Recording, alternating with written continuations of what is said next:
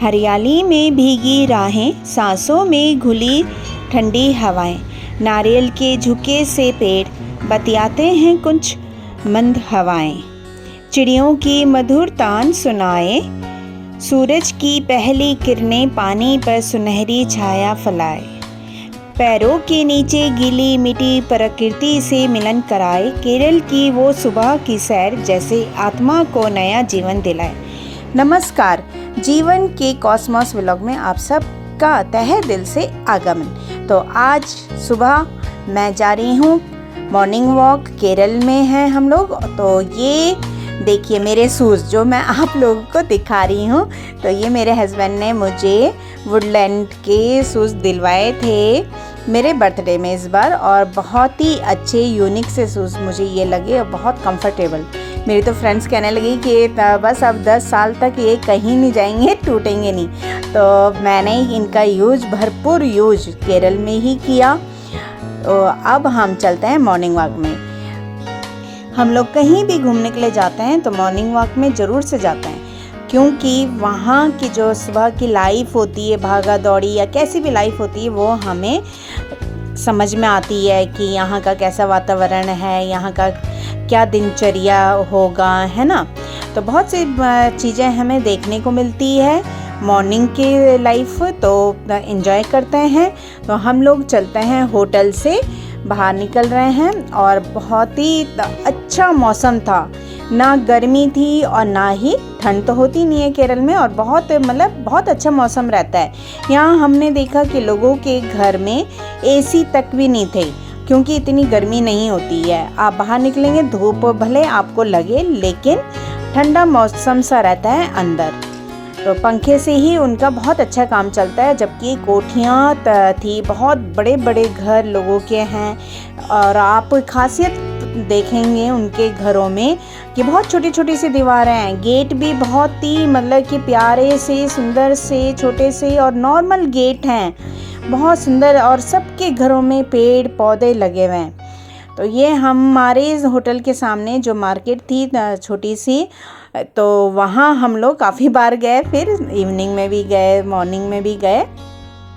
और यहाँ हर जगह हमें एक चीज़ दिखाई दे रही थी, वो थी लॉटरी।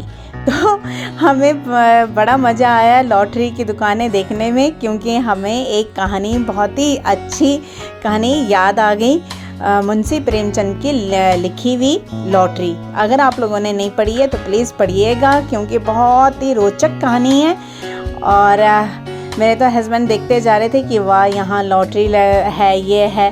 जबकि ये हम लोग कभी भी कि इन चक्करों में नहीं पड़ते हैं, लेकिन अच्छा लग रहा था। फिर वहाँ जो शॉपकीपर थे उनसे बात की। बहुत सुंदर सुंदर दुकानें थी, बहुत बड़ी बड़ी दुकानें थी लॉटरी की। बस एक बात थी कि कहीं भी हमें वाइन शॉप नहीं दिखाई दे रही थी। ये बहुत ही अच्छी बात लग रही थी हमें। जैसे हम देखते हैं उत्तराखंड में, यहाँ दिल्ली में, नॉर्थ जो इंडिया है उसमें ड्रिंक का बड़ा चलन है। लेकिन केरल में सुनने में आता है कि वहाँ भी लोग ड्रिंक करते हैं, बट हमें कहीं भी दुकानें नज़र नहीं आ रही थी। और लॉटरी तो कि हर कोई बंदा लॉटरी लेकर के चल रहा था बेचने के लिए, बस अड्डे में या कहीं पे भी लॉटरी ले लो। तो मैंने अपने हस्बैंड से क्वेश्चन किया कि ये कोई अच्छी बात है, रोज़ाना लॉटरी ले रहे हैं, लेडीज़ अपने ऑफिस जा रही है तो एक दो लॉटरी लेती हुई जा रही है। वैसे तो दिखने में तो अच्छा लग रहा था। तो मेरे हस्बैंड ने कहा, देखो आपको वाइन शॉप मिलती है तो वहाँ कौन खड़े होते हैं, केवल जो अपने लिए सोचते हैं। और लॉटरी से ये है कि आप यानी परिवार के बारे में सोच रहे हो कि हाँ मेरी लॉटरी निकल जाएगी तो भाई किसका भला होगा, बच्चों का भला होगा। तो ड्रिंक करने से ज़्यादा अच्छा है ना कि लॉटरी ले लो। तो और ज़्यादा महंगी भी नहीं थी, 40 से 50 रुपये तक की लॉटरी थी। और ये केरल सरकार ही प्रोवाइड करती है, वही इनाम निकालती हैं। और एक दिन में इनाम कम से कम फर्स्ट प्राइज़ जो था वो फर्स्ट प्राइज़ 1 को मिलेगा, सेकंड प्राइज़ 4 को मिलेगा, और थर्ड प्राइज़ भी 7-8 ऐसे करके रखे हुए थे। यानी first prize, second prize, third prize और फोर्थ प्राइज़ तक थे। तो सेकंड और थर्ड फोर्थ में काफ़ी लोग थे। फर्स्ट प्राइज़ जैसे कभी 1 करोड़ या 50,000 तक का होता है और फिर उसके नीचे नीचे चलते जाते हैं और लास्ट प्राइज़ जो था वो 1,000 रुपये तक का था। 20-30 लोगों को प्राइज़ मिलता है, बस थोड़े पैसे कम कम कम कम होते चले जाते हैं। जो लास्ट प्राइज़ था वो 1,000 रुपये तक का था।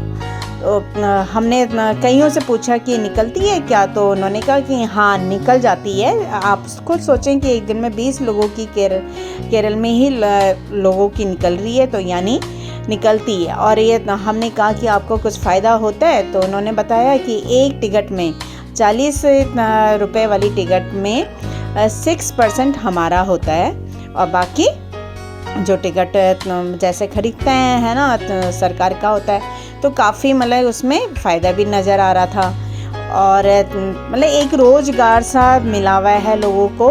और कोई भी हमें ना ऐसे मांगता हुआ नज़र नहीं आ रहा था कोई भी। बस 1-2 नज़र आए, जैसे एक कन्याकुमारी तो खैर तमिलनाडु में आता है, लेकिन और इधर मतलब मेरे पूरी यात्रा में 12 दिन की यात्रा में केवल 2 लोग मांगते हुए नज़र आए। उन्होंने भी मतलब वेल ड्रेस थे, ठीक ठाक से पहना हुआ था, कपड़े ठीक ठाक से। एक ने तो बल्कि लॉटरी भी पकड़ी हुई थी, या तो लॉटरी ले लो या तो कुछ दे दो। तो मैंने मतलब लॉटरी तो नहीं ली थी उनसे, लेकिन मतलब कि मेरा मन किया कि हाँ, क्योंकि वो वेल ड्रेस थे और अच्छे लग रहे थे कि, और ऐसा कोई भी वहाँ हर चौराहे में कोई भी मांगता हुआ आपको नज़र नहीं आएगा, कुछ भी नज़र नहीं आएगा ऐसे कि आपको रोका जा रहा है और कोई मांग रहा है, आपसे पैसे मांग रहा है, कुछ मांग रहा है, बिल्कुल भी नहीं। और देखिए मेरे हस्बैंड ने उनसे बातें करते करते मतलब 3 टिकटें ली, ये है अभी 2 टिकट, और फिर वो जाते जाते हमें कहते हैं कि एक और ले लो आप मेरे कहने से। हमने कहा चलो आप ही चूज़ कर लो। तो मैं तो मतलब हमारे तो ये एक खेल सा था, तो बहुत ही मज़े आए। और हमने जो वो कहानी पढ़ी हुई थी मुंशी प्रेमचंद जी की लॉटरी कहानी, क्योंकि मेरे हस्बैंड को बहुत साहित्य का शौक़ है, तो मुझे भी रहा है, मेरा तो सब्जेक्ट ही साहित्य रहा है इंग्लिश का। तो बहुत अच्छा लगा कि चलो कहानी के भी मज़े लिए और लॉटरी भी ख़रीदी। फिर हम उनका फ़ोन आपस में एक दोस्ती टाइप की हो गई मेरे हस्बैंड की और जो शॉपकीपर थे उनकी। जब हम तरफ आ रहे थे तभी भी उन्होंने कहा दिल्ली जा रहे हो अब आप। जब हम लास्ट डे के दिन गए तो उन्होंने मतलब हमें फ़ोर्स किया कि नहीं चाय पी के जाओ, ये पी के। नहीं कहा नहीं अब चाय चुई तो नहीं। तो उन्हीं के बगल में दुकान थी, फिर हमने वहाँ पे से नाश्ता किया और फिर अपनी होटल की तरफ आ गए। तो आपको यह वीडियो कैसा लगा, केरल की सुबह की यात्रा, लॉटरी कहानी ज़रूर पढ़िएगा। तो मुझे तो बहुत आनंद आया, बहुत ही मज़ा आया। कमेंट बॉक्स में कमेंट ज़रूर कीजिएगा आपको यह वीडियो कैसा लगा। आप सबका तहे दिल से शुक्रिया।